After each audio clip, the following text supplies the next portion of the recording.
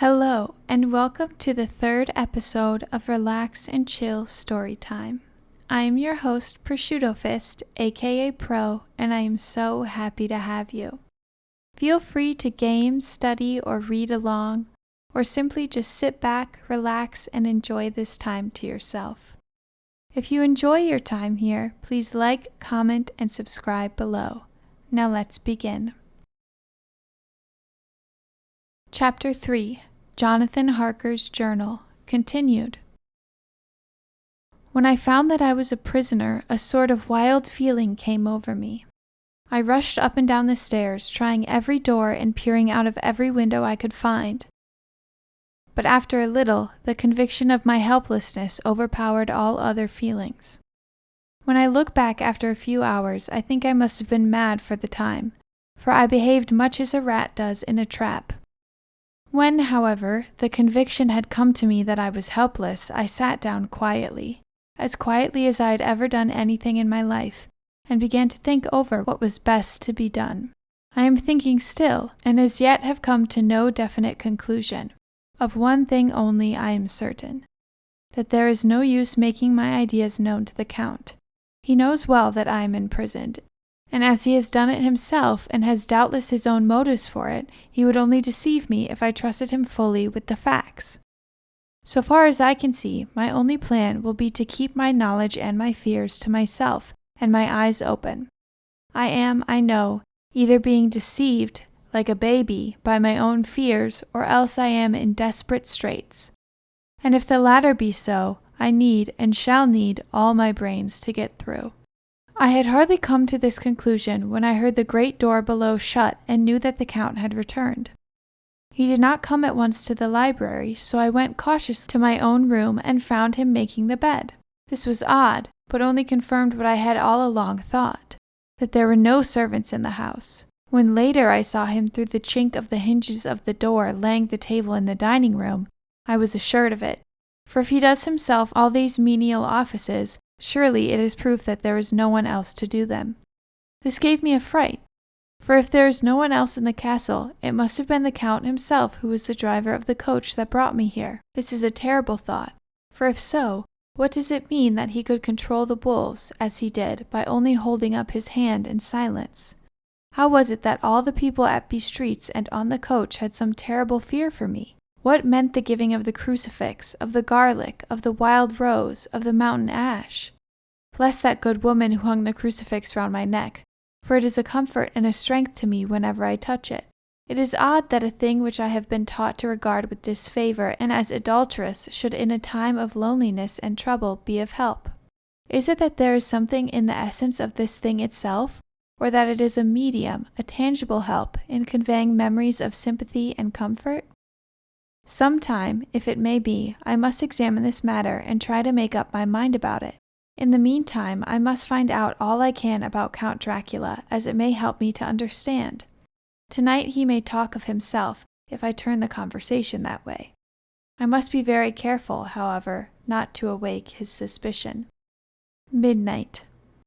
I have had a long talk with the Count. I asked him a few questions on Transylvania history, and he warmed up to the subject wonderfully. In his speaking of things and people, and especially of battles, he spoke as if he had been present at them all. This he afterward explained by saying that to a bowyer the pride of his house and name is his own pride, that their glory is his glory, that their fate is his fate. Whenever he spoke of his house, he always said we, and spoke almost in the plural, like a king speaking. I wish I could put down all he said exactly as he said it, for to me it was most fascinating. It seemed to have in it a whole story of the country. He grew excited as he spoke, and walked about the room pulling his great white mustache and grasping anything on which he laid his hands as though he would crush it by main strength. One thing he said, which I shall put down as nearly as I can, for it tells in the way the story of his race. We Secules have a right to be proud, for in our veins flows the blood of many brave races who fought as the lion fights for lordship. Here, in the whirlpool of European races, the Ugric tribe bore down from Iceland the fighting spirit which Thor and Woden gave them, which their berserkers displayed to such fell intent on the seaboards of Europe, and of Asia and Africa too, till the peoples thought that the werewolves themselves had come. Here, too, when they came, they found the Huns, whose warlike fury had swept the earth like a living flame, till the dying peoples held that in their veins ran the blood of those old witches, who, expelled from Scythia, had mated with the devils in the desert. Fools, fools! What devil or what witch was ever so great as Attila, whose blood is in these veins? He held up his arms. Is it a wonder that we were a conquering race? That we were proud, that when the Magyar, the Lombard, the Avar, the Bulgar, or the Turk poured his thousands on our frontiers, we drove them back? Is it strange when Arpad and his legion swept through the Hungarian fatherland, he found us here when he reached the frontier, that the Honfoglalis was completed there? And when the Hungarian flood swept eastward, the Szekelys were claimed as kindred by the victorious Magyars, and to us for centuries was trusted with the guarding of the frontier of Turkeyland. And more than that, endless duty of the frontier guard, for as the Turks say, water sleeps and enemy is sleepless. Who more gladly than we throughout the 4 nations received the bloody sword, or at its warlike call flocked quicker to the standard of the king? When was redeemed that great shame of my nation, the shame of Kosova, when the flags of the Wallach and the Magyar went down beneath the crescent? Who was it but one of my own race, as Voivode crossed the Danube and beat the Turk on his own ground? This was a Dracula indeed. Woe was it that his own unworthy brother, when he had fallen, sold his people to the Turk and brought the shame of slavery on them. Was it not this Dracula, indeed, who inspired that other of his race, who in a later age again and again brought his forces over the great river into Turkeyland? Who, when he was beaten back, came again and again and again, though he had to come alone from the bloody field where his troops were being slaughtered, since he knew that he alone could ultimately triumph. They said that he thought only of himself. Bah! What good are peasants without a leader? Where ends the war without a brain and heart to conduct it? Again, when after the battle of Mohawks we threw off the Hungarian yoke, we of the Dracula blood were amongst their leaders, for our spirit would not brook that we were not free. Ah, young sir, the Szekelys and the Dracula as their heart's blood, their brains, and their swords can boast a record that mushroom growths like the Habsburgs and the Romanovs can never reach. The warlike days are over. Blood is too precious a thing in these days of dishonorable peace, and the glories of the great races are as a tale that is told. It was by this time close on morning, and we went to bed. Memo: this diary seems horribly like the beginning of Arabian Nights, for everything has to break off at cockcrow, or like the ghosts of Hamlet's father. 12 May. Let me begin with the facts, bare, meager facts, verified by books and figures, and of which there can be no doubt. I must not confuse them with experiences which will have to rest on my own observation or my memory of them. Last evening, when the Count came from his room, he began by asking me questions on legal matters and on the doing of certain kinds of business. I had spent the day wearily over books, and simply, to keep my mind occupied, went over some of the matters I had been examining at Lincoln's Inn. There was a certain method in the Count's inquiries, so I shall try to put them down in sequence. The knowledge may somehow or sometime be useful to me. First, he asked if a man in England might have 2 solicitors or more. I told him he might have a dozen if he wished, but that it would not be wise to have more than one solicitor engaged in one transaction, as only one could act at a time, and that to change would be certain to militate against his interests. He seemed thoroughly to understand, and went on to ask if there would be any practical difficulty in having one man to attend, say, to banking, and another to look after shipping, in case local help were needed in a place far from the home of the banking solicitor. I asked him to explain more fully, so that I might not by any chance mislead him, so he said, "I shall illustrate. Your friend and mine, Mr. Peter Hawkins, from under the shadow of your beautiful cathedral at Exeter, buys for me, through your good self, my place at London. Good. Now here let me say frankly, lest you should think it strange that I have sought the services of one so far off from London instead of someone resident there, that my motive was that no local interests might be served save my wish only, and as one of London residents might perhaps have some purpose of himself or friend to serve, I went thus afield to seek my agent, whose labors should be only to my interest. Now, suppose I, who have much of affairs, wish to ship goods, say to Newcastle, or Durham, or Harwich, or Dover, might it not be that it could with more ease be done by consigning to one of these ports? I answered that certainly it would be most easy, but that we solicitors had a system of agency, one for the other, so that the local work could be done locally on instruction from any solicitor, so that the client, simply placing himself in the hands of one man, could have his wishes carried out by him without further trouble. But, said he, I could be at liberty to direct myself. Is it not so? Of course, I replied, and such is often done by men of business, who do not like the whole of their affairs to be known by any one person. Good, he said, then went on to ask about the means of making consignments and the forms to be gone through, and of all sorts of difficulties which might arise, but by forethought could be guarded against. I explained all these things to him to the best of my ability, and he certainly left me under the impression that he would have made a wonderful solicitor, for there was nothing that he did not think of or foresee. For a man who was never in the country, and who did not evidently do much in the way of business, his knowledge and acumen were wonderful. When he had satisfied himself on these points of which he had spoken, and I had verified all as well as I could by the books available, he suddenly stood up and said, Have you written since your first letter to our friend Mr. Peter Hawkins, or to any other? It was with some bitterness in my heart that I answered that I had not, that as yet I had not seen an opportunity of sending letters to anybody. Then write now, my young friend, he said, laying a heavy hand on my shoulder. Write to our friend and to any other, and say, if it will please you, that you shall stay with me until a month from now.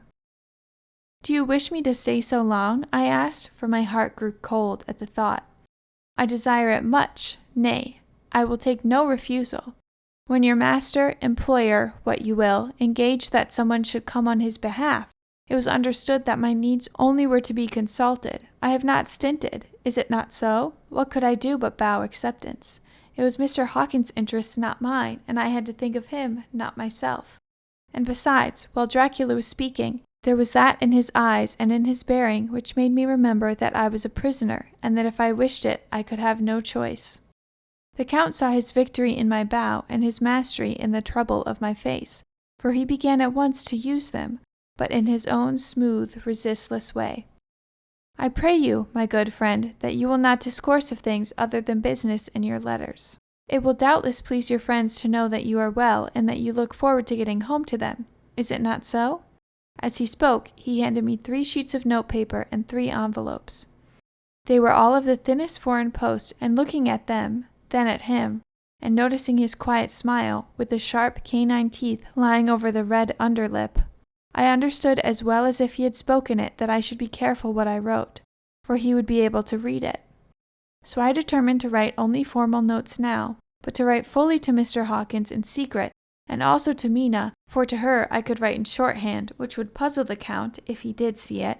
When I had written my 2 letters, I sat quiet, reading a book, whilst the Count wrote several notes, referring as he wrote them to some books on his table.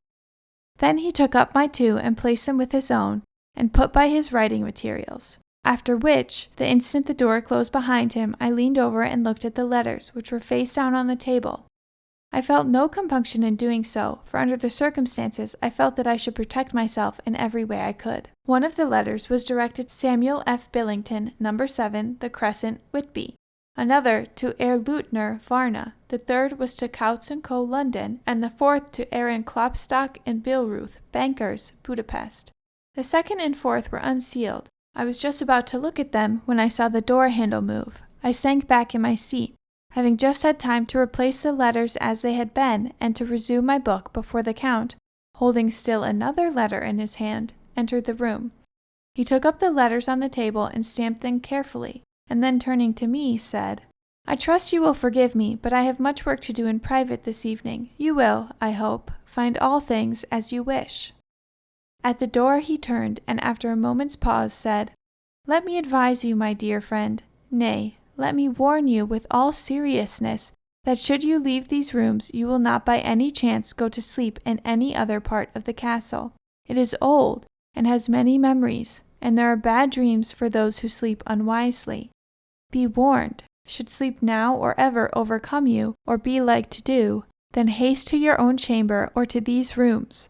for your rest will then be safe. But if you be not careful in this respect, then—" He finished his speech in a gruesome way, for he motioned with his hands as if he were washing them. I quite understood. My only doubt was as to whether any dream could be more terrible than the unnatural, horrible net of gloom and mystery which seemed closing around me. Later. I endorse the last words written, but this time there is no doubt in question. I shall not fear to sleep in any place where he is not. I have placed the crucifix over the head of my bed. I imagine that my rest is thus freer from dreams, and there it shall remain. When he left me, I went to my room. After a little while, not hearing any sound, I came out and went up the stone stair to where I could look out towards the south. There was some sense of freedom in the vast expanse, inaccessible though it was to me, as compared with the narrow darkness of the courtyard. Looking out on this, I felt that I was indeed in prison, and I seemed to want a breath of fresh air, though it were of the night. I am beginning to feel this nocturnal existence tell on me. It is destroying my nerve. I start at my own shadow, and am full of all sorts of horrible imaginings. God knows that there is ground for my terrible fear in this accursed place. I looked out over the beautiful expanse, bathed in soft yellow moonlight, until it was almost as light as day. In the soft light, the distant hills became melted, and the shadows in the valleys and gorges of velvety blackness. The mere beauty seemed to cheer me. There was a peace and comfort in every breath I drew. As I leaned from the window, my eye was caught by something moving a story below me and somewhat to my left, where I imagined, from the order of rooms, that the windows of the Count's own room would look out. The window at which I stood was tall and deep, stone-mullioned, and though weather-worn, was still complete, but it was evidently many a day since the case had been there. I drew back behind the stonework and looked carefully out. What I saw was the Count's head coming out from the window. I did not see the face, but I knew the man by the neck and the movement of his back and arms. In any case, I could not mistake the hands which I had so many opportunities of studying. I was at first interested and somewhat amused, for it was wonderful how small a matter will interest and amuse a man when he is a prisoner. But my very feelings changed to repulsion and terror when I saw the whole man slowly emerge from the window and begin to crawl down the castle wall over that dreadful abyss, face down, with his cloak spreading out around him like great wings. At first I could not believe my eyes. I thought it was some trick of the moonlight, some weird effect of shadow, but I kept looking, and it could be no delusion.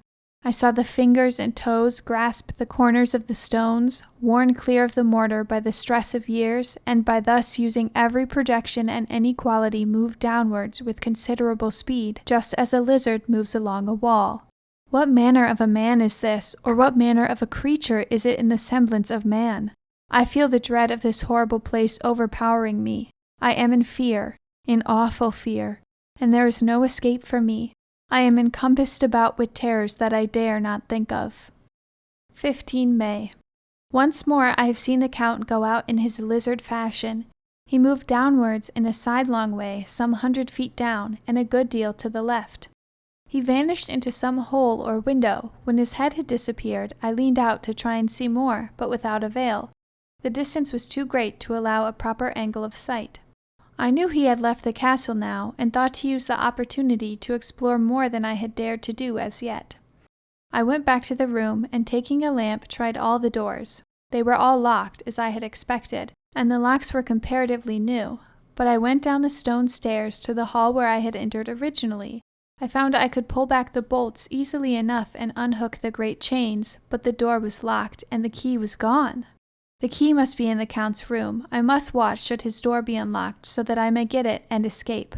I went on to make a thorough examination of the various stairs and passages, and to try the doors that opened from them. 1 or 2 small rooms near the hall were open, but there was nothing to see in them except old furniture, dusty with age and moth-eaten. At last, however, I found one door at the top of the stairway, which, though it seemed to be locked, gave a little under pressure.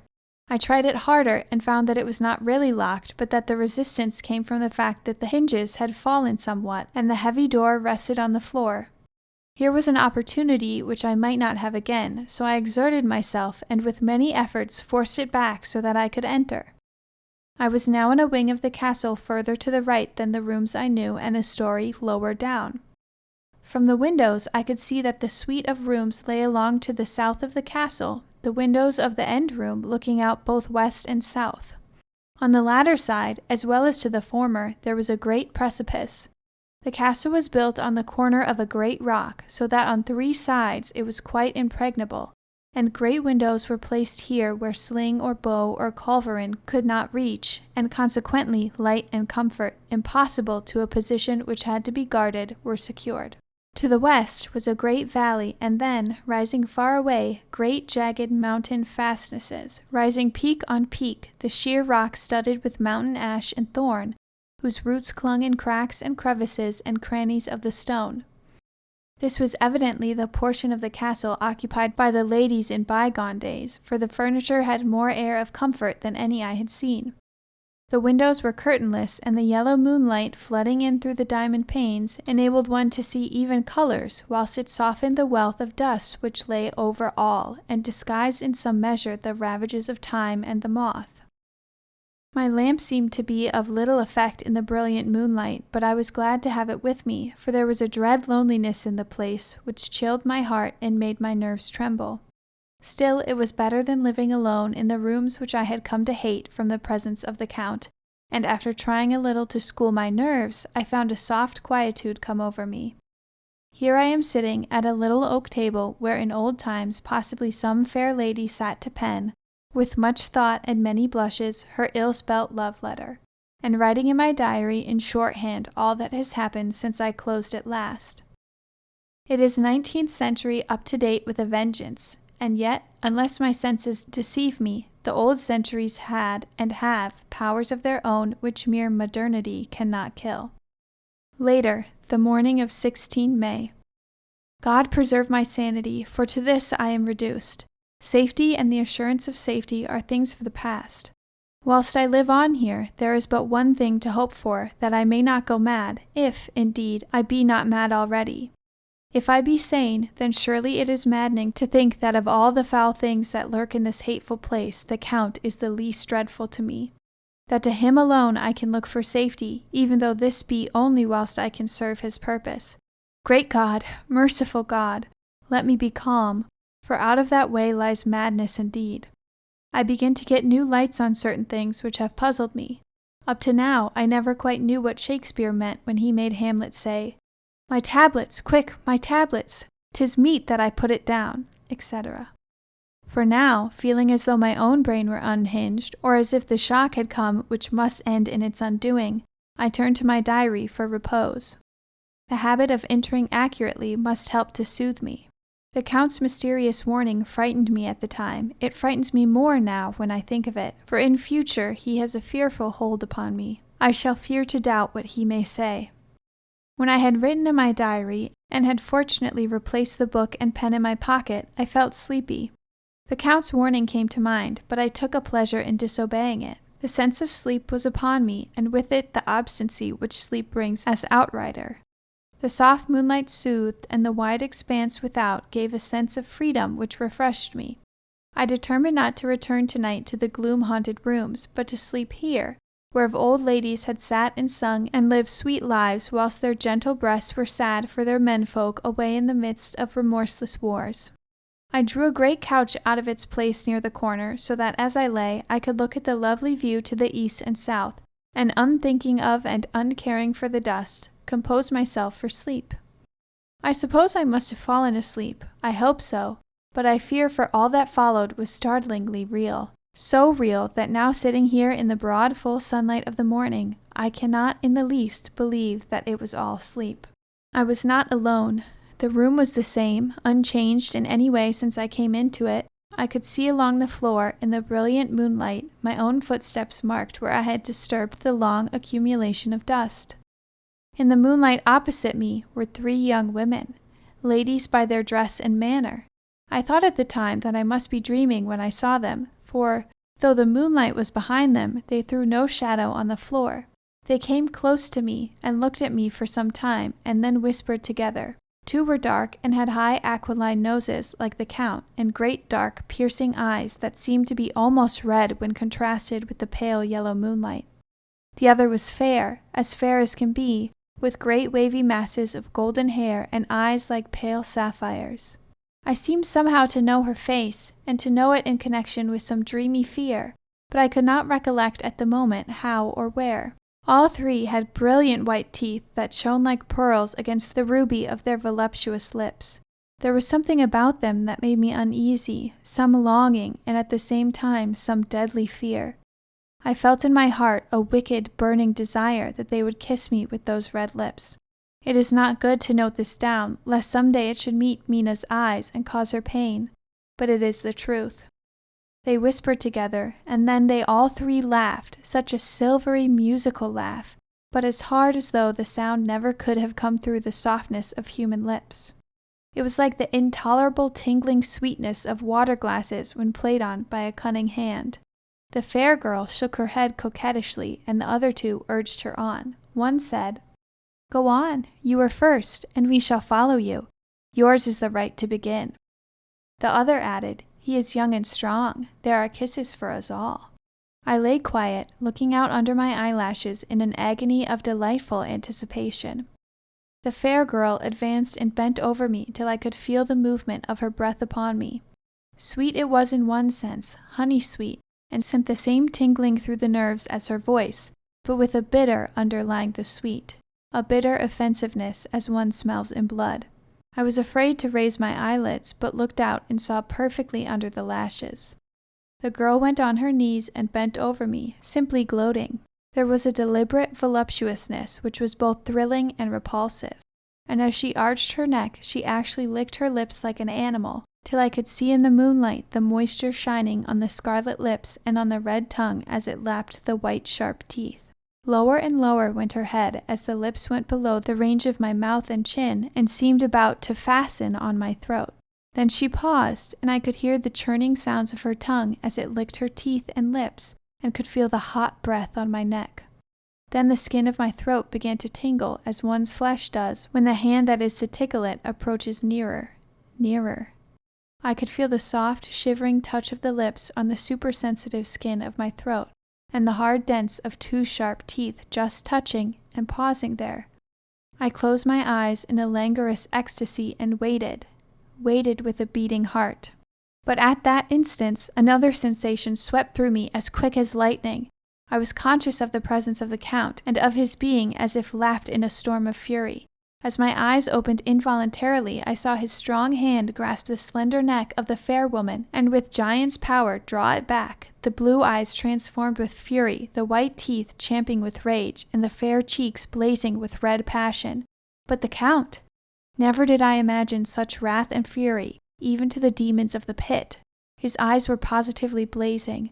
The red light in them was lurid, as if the flames of hellfire blazed behind them. His face was deathly pale, and the lines of it were hard like drawn wires. The thick eyebrows that met over the nose now seemed like a heaving bar of white-hot metal. With a fierce sweep of his arm, he hurled the woman from him, and then motioned to the others, as though he were beating them back. It was the same imperious gesture that I had seen used to the wolves. In a voice which, though low, and almost in a whisper, seemed to cut through the air and then ring out round the room, he said, "How dare you touch him, any of you? How dare you cast eyes on him when I had forbidden it? Back, I tell you all. This man belongs to me. Beware how you meddle with him, or you'll have to deal with me." The fair girl, with a laugh of ribald coquetry, turned to him. "You yourself never loved. You never love." On this the other women joined, and such a mirthless, hard, soulless laughter rang through the room that it almost made me faint to hear it. It seemed like the pleasure of fiends. Then the Count turned, after looking at my face attentively, and said in a soft whisper, "Yes, I too can love. You yourselves can tell it from the past. Is it not so? Well, now I promise you that when I am done with him, you shall kiss him at your will. Now go, go! I must awaken him, for there is work to be done." "Are we to have nothing tonight?" said one of them with a low laugh, as she pointed to the bag which he had thrown upon the floor, and which moved as though there were some living thing within it. For answer he nodded his head. One of the women jumped forward and opened it. If my ears did not deceive me, there was a gasp and a low wail, as of a half-smothered child. The women closed round, whilst I was aghast with horror, but as I looked, they disappeared, and with them the dreadful bag. There was no door near them, and they could not have passed me without my noticing.